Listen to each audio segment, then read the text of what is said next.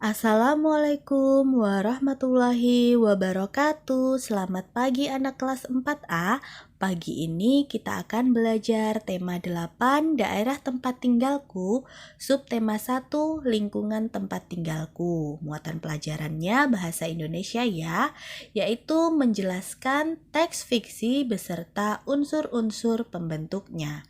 Setiap daerah di Indonesia ini memiliki cerita rakyat yang menjadi ciri khas daerahnya.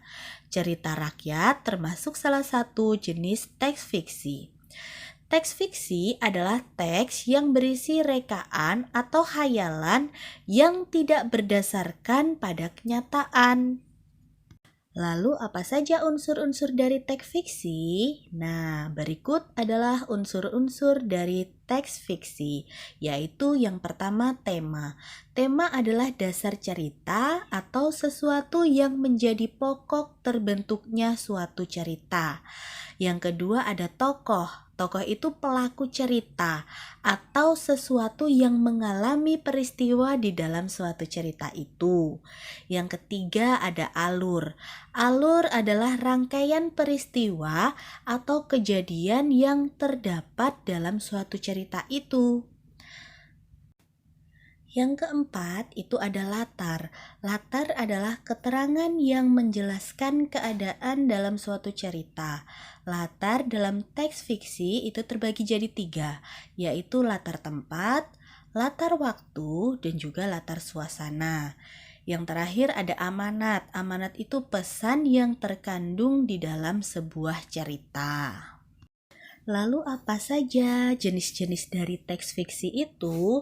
Nah, berikut adalah jenis-jenis dari teks fiksi ya anak-anak. Yang pertama ada cerita rakyat. Apa itu? Cerita rakyat itu cerita dari zaman dahulu yang hidup di kalangan masyarakat dan diwariskan secara lisan. Cerita rakyat dapat dibedakan menjadi 5 jenis, yaitu cerita jenaka, mite, fabel, legenda, dan juga sage. Adalah jenis dari cerita rakyat tadi anak-anak, ada cerita jenaka. Cerita jenaka adalah cerita yang menghibur, yang membangkitkan tawa, jenaka, keriangan, ataupun sindiran. Contohnya cerita Si Kabayan dan cerita Abu Nawas. Yang kedua mite. Mite adalah cerita yang mempunyai latar belakang sejarah, dipercayai oleh masyarakat sebagai cerita yang benar-benar terjadi, dianggap suci, banyak mengandung hal-hal ajaib, dan umumnya ditokohi oleh dewa. Contohnya cerita tentang Nyai Roro Kidul dan juga kisah tentang Dewi Sri. Yang selanjutnya ada fabel. Ini tidak asing ya, yang sering kita baca atau kita dengarkan ceritanya. Jadi ini cerita yang menggambarkan watak manusia, tapi tokohnya diperankan oleh hewan. Jadi contohnya misalkan cerita kancil dan buaya, cerita lomba lari kelinci dan siput. Lalu ada legenda. Legenda ini cerita rakyat pada zaman dahulu yang ada hubungannya dengan peristiwa sejarah. Contohnya, terjadinya peristiwa Rawapening atau terjadinya asal-usul nama Banyuwangi. Kemudian ada sage. Sage itu cerita rakyat yang bersifat legendaris tentang kepahlawanan atau petualangan yang sangat mengagumkan. Contohnya cerita Tutur Tinular dan juga cerita Jaka Tingkir. Nah, itulah tadi yang termasuk dari cerita rakyat. Kemudian teks fiksi yang berikutnya itu ada cerpen anak-anak. Cerpen ini cerita pendek yang berisi cerita tokoh pada suatu kejadian. Lalu yang ketiga itu ada novel. Novel itu cerita rekaan yang berisi rangkaian peristiwa kehidupan seseorang beserta orang-orang yang berada di sekelilingnya. Setelah ini kita akan belajar tentang amanat dalam teks fiksi. Jadi amanat itu pesan yang terkandung dalam suatu cerita. Amanat dapat dipahami setelah kita membaca keseluruhan teks. Dalam teks itu terdapat tokoh-tokoh yang berperan di dalamnya. Tokoh-tokoh tersebut memiliki watak yang berbeda-beda. Ada tokoh yang berwatak positif, ada juga tokoh yang berwatak negatif. Contoh watak positif itu diantaranya penyayang, rendah hati, suka menolong, dan juga jujur. Sementara itu, contoh watak yang negatif itu contohnya sombong, kikir, dan pembohong. Ayo simaklah cuplikan teks fiksi berikut ini. Ketika ayam-ayam sedang mencari makan di padang rumput, Rubah mengendap-endap di balik semak-semak mendekati kandang ayam.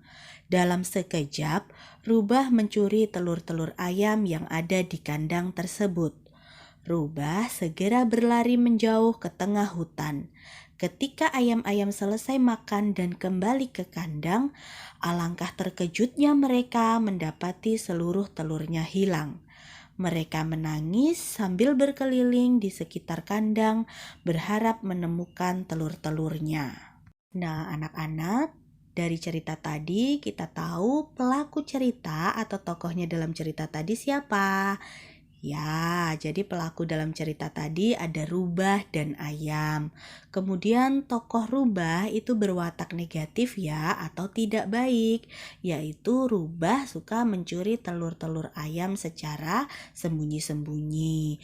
Jadi apa amanatnya atau pesannya? Pesannya, janganlah kamu mengambil barang orang lain tanpa izin. Kemudian kita akan belajar tentang tokoh utama dalam teks fiksi. Tokoh itu merupakan salah satu hal yang penting dalam sebuah teks fiksi. Dalam sebuah teks fiksi bisa terdapat satu tokoh, bisa juga beberapa tokoh. Setiap tokoh memiliki peran atau fungsinya masing-masing dalam suatu cerita. Berdasarkan peran atau fungsinya dalam cerita itu, tokoh dibedakan menjadi tokoh utama dan juga tokoh tambahan. Tokoh utama itu disebut juga sebagai tokoh sentral.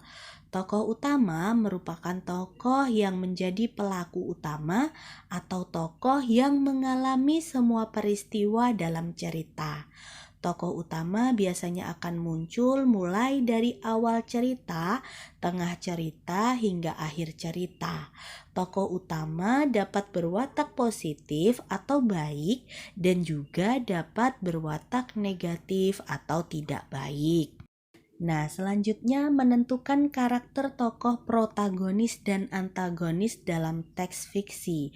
Setiap tokoh utama tadi atau yang terdapat pada teks fiksi itu biasanya memiliki dua sifat, yaitu tadi positif atau yang baik dan sifat yang tidak baik atau negatif. Tokoh yang memiliki sifat baik itu disebut tokoh protagonis. Kemudian, tokoh yang memiliki sifat tidak baik itu disebut dengan tokoh antagonis.